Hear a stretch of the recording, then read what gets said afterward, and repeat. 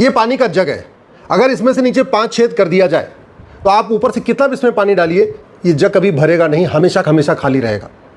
भारत के सरकारी खजाने का यही हाल है।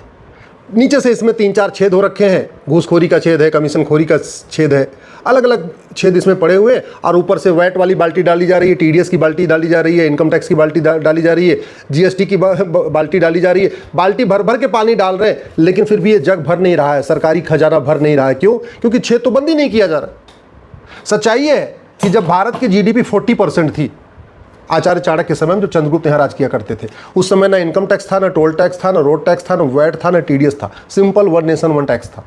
और आज भी दुनिया के कई देशों में इनकम टैक्स नहीं है, आप खुद भी गूगल कर लीजिएगा, दुनिया के कई देशों में इनकम टैक्स नहीं है, और वो हमसे ज़्यादा डेवलप्ड है, हमसे ज़्यादा विकसित है। हमने इनकम टैक्स का पूरा बर्डन डाल रखा है मिडिल क्लास के ऊपर, इसके बावजूद भी खजाना भर नहीं रहा है। क्यों? क्योंकि छेद नीचे से हमने बंद नहीं किए ना। 20% कोई भी टेंडर हो, कोई भी स्कीम हो, 20% कुर्ता पैजामा वाले ले जा रहे हैं, 20% उसमें पैंट शर्ट वाले ले जा रहे हैं, 40% हो गया। अब 20% ठेकेदार खुद ही रख लेता है, 60% हो गया।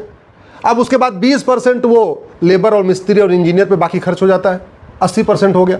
मटेरियल कितना पड़ता है? 20% का। सड़क बनाने में भी यही है, स्कूल बनाने में भी यही है, हॉस्पिटल बनाने में भी यही है, हर जगह आप यही देख लीजिए। लगभग जितने का टेंडर होता है उसका 20% मटेरियल लगता है, 20% लेबर के ऊपर खर्च होता है, 40%, बाकी 60% निकल जाता है। और इसलिए बार बार वो सड़क भी टूटती रहेगी, पुल भी टूटता रहेगा, ये भी टूटता रहेगा, डैम भी टूटता रहेगा, बार बार फिर टेंडर होता रहेगा। तो जब बार बार टेंडर होता रहेगा तो खजाना खाली रहेगा।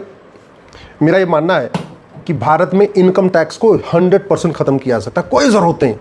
टोल टैक्स 100% हटाया जा सकता है, रोड टैक्स 100% हटाया जा सकता है, वैट और टीडीएस 100 हटाया जा सकता है, और जीएसटी भी हटाया जा सकता है। आप सोच रहे होंगे जब सारे टैक्स खत्म हो जाएंगे तो देश चलेगा कैसे? अच्छा देश चलेगा, अब से ज़्यादा बढ़िया देश चलेगा। देश कैसे चलेगा इसको समझ लीजिए पहले, दिक्कत होती कैसे। और केवल देश ही अच्छा नहीं चलेगा, मैं कह रहा हूँ भारत की 50% और समस्याएं भी खत्म हो जाएंगी।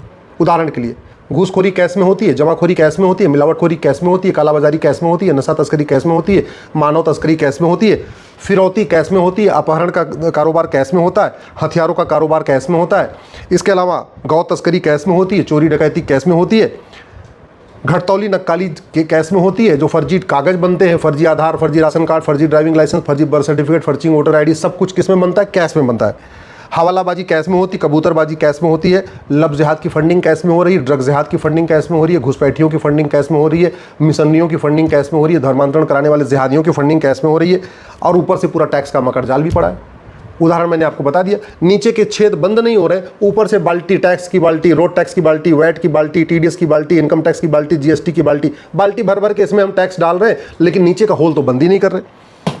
अलगाववाद की फंडिंग कैश में होती है, आतंकवाद की फंडिंग कैश में होती है, माओवाद की फंडिंग कैश में होती है, नक्सलवाद की फंडिंग कैश में होती है, थाने का भ्रष्टाचार कैश में है, तहसील का भ्रष्टाचार कैश में है, कोर्ट का भ्रष्टाचार कैश में। आपने देखा था दिल्ली में एक जज साहब के यहाँ नोटों की बोरी मिली थी, तो जज साहब के यहाँ भी जो पूरा चलता है कारोबार वो भी कैश में चलता है। फर्जी एफआईआर कैश में ही होती है, किसी को आप 2-4 लाख रुपए कैश में दे दो, वो आपके किसी खिलाफ फर्जी एफआईआर कर देगा। फर्जी गवाही, जो गवाही देते हैं फर्जी लोग, झूठी गवाही देते हैं, वो भी कैश पर लेके देते हैं। बार बार सड़क टूटती है, उसकी वजह से रोड एक्सीडेंट होता है, साल में 2 लाख लोग मर रहे हैं। अगर भ्रष्टाचार खत्म हो जाए तो वो भी खत्म हो जाएगा। ज़मीन का विवाद भी भ्रष्टाचार कारण होता है, वो भ्रष्टाचार का मूल कारण भी जो है कैश है। इसी तरीके से चाहे वो किताब माफिया हैं, चाहे कोचिंग माफिया हैं, चाहे हॉस्पिटल माफिया हैं, जितने भी काम चल रहे हैं ये सब किस में होते हैं? कैश में। खजाना खाली है और सारे अपराध भी हैं। अगर हम इस 100 रुपये से बड़ी नोट बंद कर दें, इसमें जितने मैंने आपको अपराध बताए, जितने अपराध कैश में होते हैं, ये सारे के सारे अपराध आधे खत्म हो जाएंगे। हमारे देश में 130 करोड़ आधार बन चुका है, 250 करोड़ बैंक खाते खुल चुके हैं, 55 करोड़ जनधन खाता है, गरीब से गरीब बैंक से जुड़ा हुआ है। सरकार कह रही है कि 80% लोग पर डे 100 रुपये से कम खर्च करते हैं। 83 करोड़ लोगों को तो मुफ्त में राशन देना पड़ रहा है। क्यों? क्योंकि गरीबी रेखा के नीचे है। तो 80 करोड़ क्या, बल्कि 83 करोड़ लोग पर डे 100 रुपये से कम खर्च करते हैं। जो 100 रुपये से ज़्यादा खर्च करते हैं उनके पास एटीएम, पेटीएम, भीम, UPI, debit card, credit card सब कुछ है। इसका मतलब उनको 100 रुपये से बड़ी नोट की ज़रूरत नहीं। 130 करोड़ आधार है, 250 करोड़ बैंक खाते हैं, 55 करोड़ जनधन खाता है। जनधन खाता केवल गरीबों का खुलता है जिनकी एनुअल इनकम 50,000 से कम होती है साल की। किसान भी जुड़े हुए हैं, उनको किसान सम्मान निधि आ रही है। आदिवासी भी बैंक से जुड़े हुए हैं, उनको सीधे केंद्र सरकार की योजनाओं, केंद्र सरकार सीधे पैसा आ रहा है। अब कोई ये नहीं कह सकता कि मुझे बैंक जाता नहीं है, मेरे पास बैंक खाता नहीं। ये बहुत पुरानी बातें हो गई। यानी 5,000 रुपये से महंगे सामान का कैश लेन देन भी बंद किया जाता है।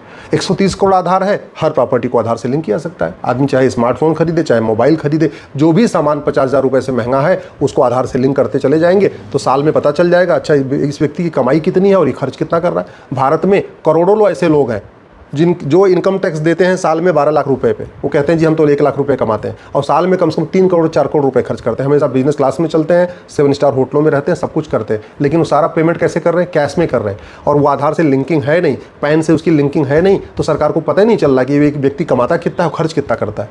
बहुत सारे ऐसे गोलगप्पा बेचते हैं, साल में 50 लाख रुपये कमाते हैं और टैक्स एक नील देते, जीरो देते हैं, 1 पैसे का टैक्स नहीं देते।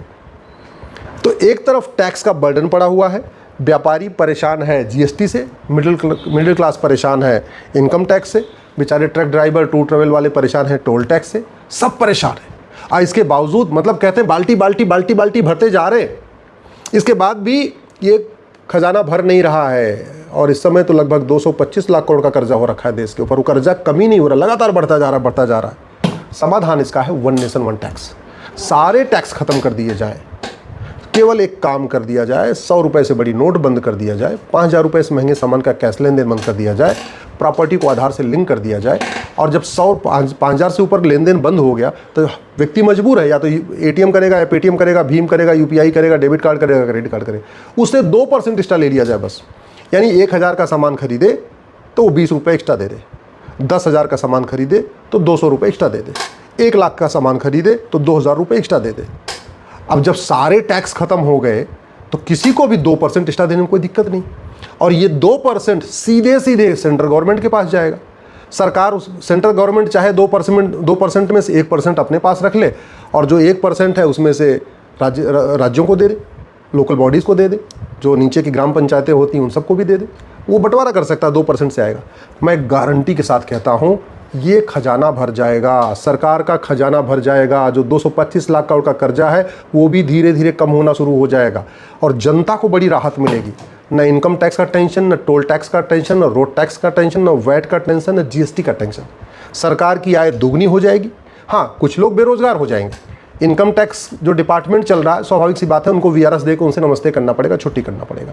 जीएसटी डिपार्टमेंट जो चल रहा है उनसे नमस्ते करना पड़ेगा, छुट्टी करना पड़ेगा। उनका ट्रांसफर कहीं और भी कर सकते हैं, ऐसी कोई दिक्कत नहीं है, किसी और डिपार्टमेंट उनको लगा सकते हैं, नहीं वीआरएस देना है तो इनकम टैक्स और जीएसटी डिपार्टमेंट और टोल टैक्स वाले कुछ और अपना अलग काम कर लेंगे, क्या ज़रूरत है। वैट वाले जो वैट पे काम में लगे हैं उनको भी कुछ नया काम मिल सकता है।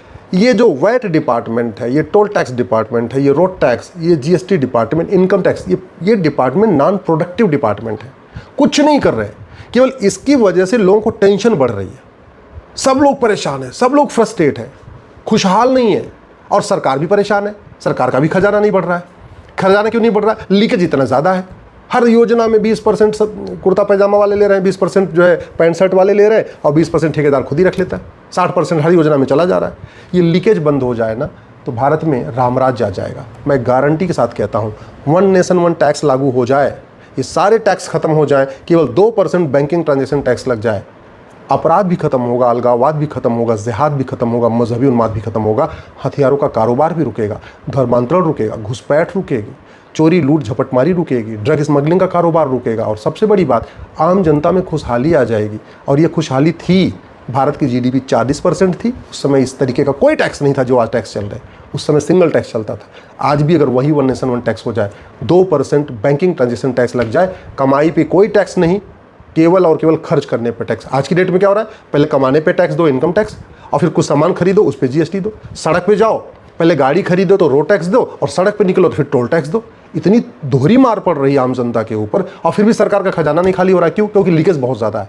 इस 1 नेशन 1 टैक्स से लीकेज भी खत्म हो जाएगा, क्योंकि पैसे को कोई खाएगा नहीं। ये पूरा का पूरा भी इसलिए चल रहा है क्योंकि लोग काला धन इकट्ठा कर रहे हैं, फार्म हाउस खरीद रहे हैं, कोठियाँ खरीद रहे हैं, लग्जरी लाइफ जी रहे हैं, सब कुछ इसलिए चल रहा है। क्यों? क्योंकि लीकेज हमने बंद नहीं किया, हमने सिस्टम को नहीं बदला। 1 नेशन 1 टैक्स से भारत विश्वगुरु बनेगा, 1 नेशन 1 टैक्स से भारत में सतयुग आएगा, 1 नेशन 1 टैक्स से भारत में रामराज्य आएगा, भ्रष्टाचार अपराध खत्म होगा।